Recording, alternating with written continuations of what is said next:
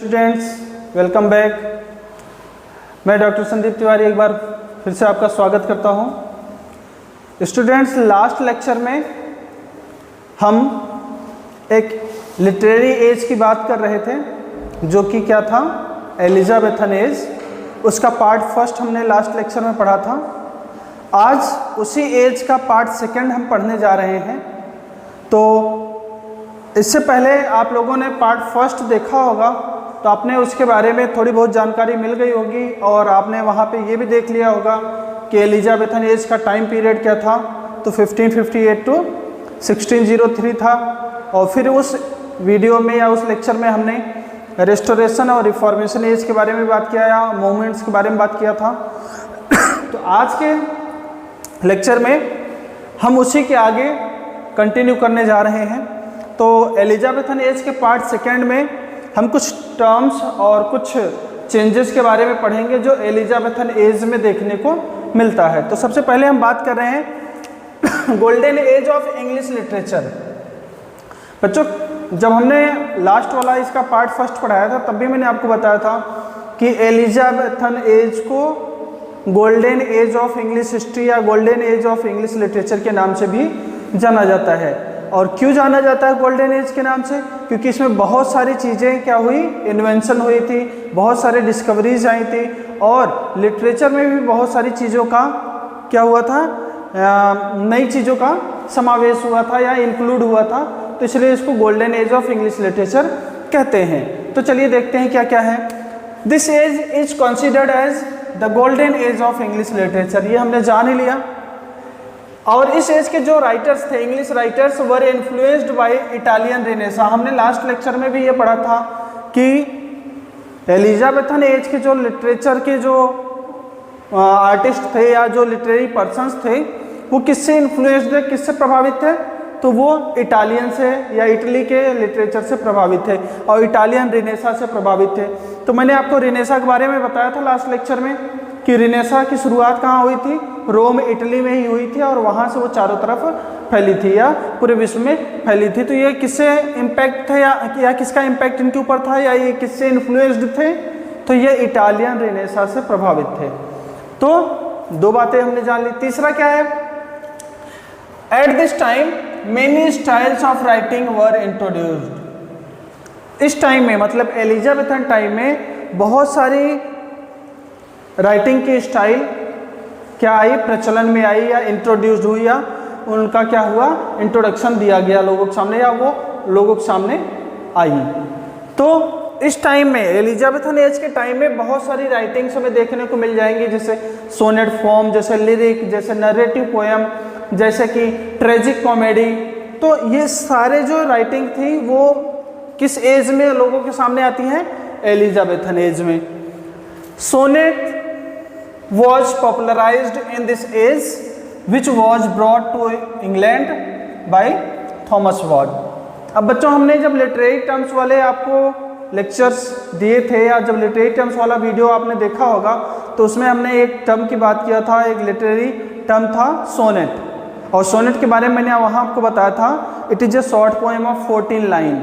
तो फिर मैंने वहाँ सोनेट के टाइप भी बताया था आपको कि इटालियन सोनेट, जिसको हम पेट्रार्कन सोनेट भी कहते हैं, और शेक्सपियरियन सोनेट, जिसको हम इंग्लिश सोनेट भी कहते हैं।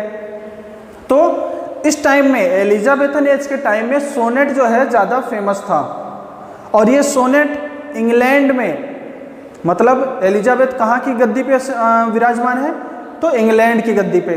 तो इंग्लैंड में ये सोनेट कहाँ से आया? तो मैंने आपको पहले ही बता दिया था कि सारे लिटरेचर कहाँ से फैले थे? रोम, इटली से। इटली से ही सारा लिटरेचर फैला था। तो ये कहाँ से लाया गया था? इटली से इंग्लैंड को लाया गया था। क्या? सोनेट। कौन लेकर के आया था? थॉमस वाट। एक व्यक्ति था थॉमस वाट, वो सोनेट को कहाँ से? इटली से लेकर के यहाँ इंग्लैंड लेकर के आया इसको। तो सोनेट कहाँ से आया था? इटली से आया था, इंग्लैंड में। और वो जो सोनेट लेकर के आया था, तो बच्चों एक चीज़ मैं आपसे जानना चाहूँगा कि अगर वो इटली से सोनेट को लेके आ रहा है तो सीधी सी बात है वो इटालियन सोनेट लेकर के आएगा, क्योंकि इटली में इटालियन सोनेट फेमस था। और साथ ही साथ ये भी बताना चाहूँगा इटालियन सोनेट को हम क्या कहते हैं, पेट्रार्कन सोनेट कहते हैं। तो जो थॉमस वाट जो सोनेट इटली से लेकर के इंग्लैंड में आया वो कौन सा सोनेट था, वो इटालियन सोनेट था या पेट्रार्कन सोनेट था। और उस सोनेट में अगला जो अपना पॉइंट है वही है कि थॉमस वाट इंट्रोड्यूस्ड पेट्रार्कन सोनेट। थॉमस वाट कौन सा सोनेट लेके आया था, पेट्रार्कन या इटालियन सोनेट लेकर के आया था। लेकिन इस सोनेट में शेक्सपियर ने कुछ चेंजेस कर दिए, मतलब जो सोनेट का तौर तरीका था या जो जिस स्टाइल में वो सोनेट लिखा जाता था उसके स्टाइल में थोड़े से चेंजेस कर दिए। किसने, शेक्सपियर ने। और शेक्सपियर ने चेंज करके एक नए प्रकार का सोनेट इंट्रोड्यूस किया या पब्लिक के सामने लेकर के आए, और इस सोनेट को क्या कहा गया, इंग्लिश सोनेट या शेक्सपियरियन सोनेट। तो आपको समझ में आ गया कि सोनेट का ओरिजिन कहाँ है, सोनेट कहाँ से आया है, इटली से आया है। और इटली से सोनेट को लेकर के इंग्लैंड कौन आया है, थॉमस वाट लेके आया है। और ये सोनेट जो लेकर के आया वो कौन सा सोनेट था, इटालियन सोनेट था या पेट्रार्कन सोनेट था। और ये इंग्लिश सोनेट कब बना या शेक्सपियरियन सोनेट कब बना, जब शेक्सपियर ने इटालियन सोनेट में कुछ चेंजेस करके एक अपना नया स्टाइल दिया, तो अब इसको इंग्लिश सोनेट या शेक्सपियरियन सोनेट के नाम से जाना जाने लगा। तो ये आपने देख लिया।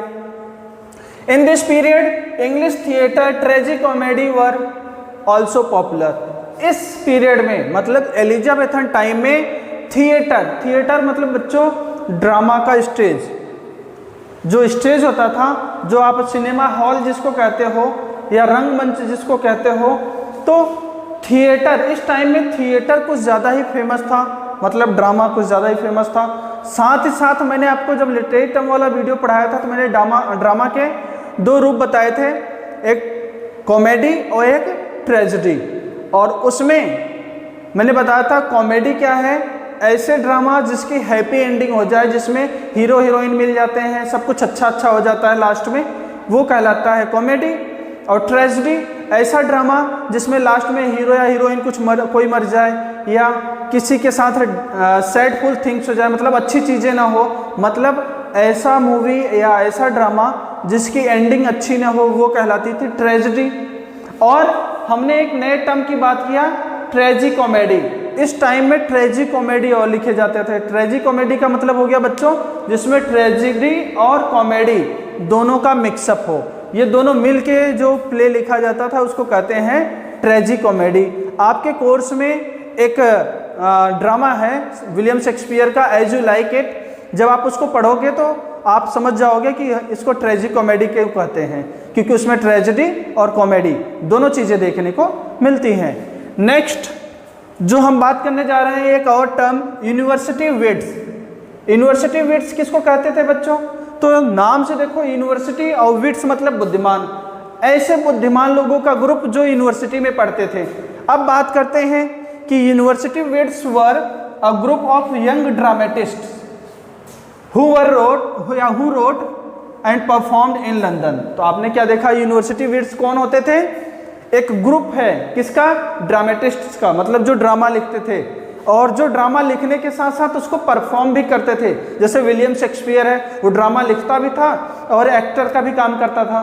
तो यूनिवर्सिटी विट्स कौन हो गए, ग्रुप ऑफ यंग ड्रामेटिस्ट, युवा ड्रामेटिस्ट या युवा जो नाटककार हैं उन लोगों का एक ग्रुप था जो ड्रामा लिखते भी थे और उसको परफॉर्म भी करते थे। कहाँ, लंदन में। आगे बात करें बच्चों, they are called university wits. इनको यूनिवर्सिटी विट्स क्यों कहा जाता है, because they were witty scholar, बुद्धिमान स्कॉलर मतलब स्टूडेंट्स रहे थे ये लोग। कहाँ से, कैम्ब्रिज और ऑक्सफोर्ड यूनिवर्सिटी के। यूनिवर्सिटी विट्स क्यों कहा जाता है इनको, क्योंकि ये विट, अभी मैंने आपको बताया बुद्धिमान, क्योंकि ये विटी स्कॉलर्स थे, ये बुद्धिमान स्टूडेंट्स थे। कौन कौन सी यूनिवर्सिटी के, कैम्ब्रिज और ऑक्सफोर्ड यूनिवर्सिटी के, इसलिए इनको कहा जाता है यूनिवर्सिटी विट्स। अगला जो टर्म हम बात करें एलिजाबेथन पोइट्री की, कि एलिजाबेथन एज में पोइट्री का क्या रूप था या क्या चेंजेस थे उसमें। तो poetry along with drama was chief form of literature in Elizabethan age. मतलब एलिजाबेथन एज में दो चीज़ें फेमस थी, एक ड्रामा नंबर 1 पे, नंबर 2 पे पोइट्री। तो वही कह रहा है कि poetry along with drama, poetry और ड्रामा लिटरेचर के दो मेन फॉर्म थे। ये लिटरेचर के दो रूप जो मेन थे वो कौन कौन से थे?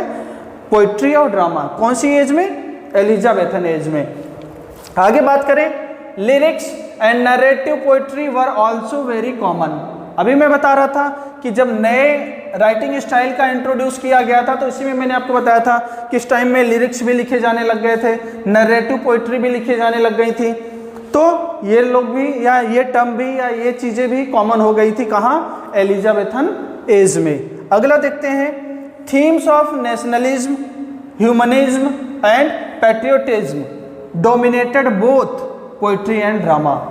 अब इन पोइट्री जो लिखी जाती थी, ये जो ड्रामा लिखे जाते थे, इन दोनों में मेन थीम क्या होता था? थीम मतलब मेन सब्जेक्ट मैटर क्या होता था? किस सब्जेक्ट पे ये लिखे जाते थे? तो देखो, इस टाइम के पोइट्री में, इस टाइम के ड्रामा में जो सब्जेक्ट मैटर होता था या जो मैटर लिखा जाता था वो किससे रिलेटेड था? नेशनलिज्म। नेशनलिज्म राष्ट्रवाद से रिलेटेड था, ह्यूमनिज्म मानवतावाद से रिलेटेड था, और पैट्रियोटिज्म देशभक्ति से रिलेटेड था। तो इस टाइम के जो पोइट्री और ड्रामा थे, इनके सब्जेक्ट मैटर क्या होते थे? ये तीन, नेशनलिज्म, ह्यूमनिज्म और पैट्रियोटिज्म। तो ये बात आपको समझ में आ गई। तो एलिजाबेथन पोइट्री में या एलिजाबेथन टाइम में जो पोइट्री थी उसमें ये सारी चेंजेस हमें देखने को मिल गए थे। नेक्स्ट बात करते हैं एलिजाबेथन ड्रामा। तो एलिजाबेथन एज में जो ड्रामा था ना वो तीन रूप में था। एक था अपना कॉमेडी, एक था ट्रेजेडी और एक था हिस्ट्री। अब ये क्या था? कॉमेडी अभी मैंने आपको बताया हैप्पी एंडिंग हो जाए कॉमेडी, सैड एंडिंग रहे ट्रेजेडी, और हिस्ट्री क्या है? ऐसे ड्रामा जो किसी राजा या किसी रानी के ऊपर लिखे जाते हैं या हिस्ट्री के किसी टॉपिक के ऊपर लिखे जाते हैं या कोई ऐसी घटना जो पहले घटित हो चुकी है उसके ऊपर लिखा जाए तो वो हिस्ट्री में आ जाता था। तो इस तीन तरह के ड्रामा लिखे जाते थे, कॉमेडी, ट्रेजेडी और हिस्ट्री। इसके साथ साथ एक चीज़ और लिखी जाती थी, ट्रेजी कॉमेडी। अभी मैंने आपको बताया था कि ट्रेजी कॉमेडी भी लिखी जाती है, लेकिन ये ज़्यादा फेमस नहीं थी, फेमस ये तीनों थे। तो आप ये जान लीजिए कि एलिजाबेथन एज में जो ड्रामा थे वो तीन रूप में लिखे जाते थे, कॉमेडी, ट्रेजेडी और हिस्ट्री के रूप में। आगे बात करें, in all three were stories about royalty and और द अपर क्लासेस। अब देखो, अभी मैंने बात किया कि पोइट्री और ड्रामा में जो सब्जेक्ट होता था वो क्या होता था? नेशनलिज्म, ह्यूमनिज्म और पैट्रियोटिज्म। लेकिन अगर हम बात करें कि जो ड्रामा लिखे जाते थे ना, मेनली ये जो तीनों प्रकार के ड्रामा हैं, इन ड्रामा में जो स्टोरीज होती थी उनका सब्जेक्ट मैटर क्या होता था? तो ये बता दें बच्चों, इस टाइम के जो ड्रामा लिखे जाते थे कॉमन पीपल के बारे में बिल्कुल नहीं लिखे जाते थे, मतलब सामान्य लोगों के बारे में, पुअर पर्सन के बारे में या वर्कर क्लास के बारे में बिल्कुल नहीं लिखे जाते थे। इस टाइम में जो ड्रामा वगैरह लिखे जाते थे वो मेनली किसके लिए लिखे जाते थे? रॉयल पर्सन के लिए या अपर क्लासेज या जो उच्च समाज के लोग थे उनके लिए लिखे जाते थे। तो आपको समझ में आ गया कि ड्रामा का सब्जेक्ट मैटर क्या होता था? या तो रॉयल क्लास होता था या अपर क्लास होता था। ओके, नेक्स्ट पॉइंट की बात करें, impact of supernatural element were also there. मतलब इनके ड्रामा में सुपरनेचुरल एलिमेंट्स भी देखने को मिलते थे। सुपरनेचुरल क्या है बच्चों? The things that are not in the control of human being. ऐसी चीजें जो कि मानव के कंट्रोल में ना हो उसको कहते हैं सुपरनेचुरल। नेचुरल क्या है? हम मानवों के कंट्रोल में रहे या हम मानवों के पहुंच में रहे। सुपरनेचुरल क्या हो गया कि डिवाइन, सम डिवाइन पावर या something that is not controlled by human being. कुछ ऐसी चीजें जो ह्यूमन बीइंग के द्वारा कंट्रोल नहीं की जा सके, वो सुपरनेचुरल। तो इनके बारे में बात करें कि इनके ड्रामा में सुपरनेचुरल एलिमेंट्स भी देखने को मिलते थे। मतलब अगर हम रोमियो और जूलियट की बात करें, जो एक फेमस नॉवेल है, ड्रामा है विलियम शेक्सपियर का रोमियो एंड जूलियट, तो उसमें हम देखेंगे तारों का रोल अलग है, चंद्रमा का रोल अलग है। तो ये तारे और चंद्रमा हमारे कंट्रोल में होते हैं क्या? बिल्कुल नहीं होते हैं। तो ये सुपरनेचुरल एलिमेंट में आते हैं। तो आपने ये देख लिया कि एलिजाबेथन ड्रामा में क्या क्या चेंजेस देखने को मिले या एलिजाबेथन ड्रामा किस टाइप का था उस टाइम में, किस टाइम में? एलिजाबेथन एज के टाइम में। तो बच्चों, आज की क्लास में हमने एलिजाबेथन एज के शेष पार्ट को पढ़ा, जो फर्स्ट पार्ट में रह गया था। उन चारों पॉइंट्स को अब हमने कंप्लीट किया यहाँ पे, और इसी के साथ ही या इस लेक्चर के साथ ही एलिजाबेथन एज का जो लिटरेरी एज है या लिटरेरी पीरियड है आपके कोर्स में वो कंप्लीट होता है। अगली क्लास में हम मेटाफिजिकल पोइट्री के बारे में डिस्कस करेंगे। सो आज के लिए बस इतना ही। Thank you.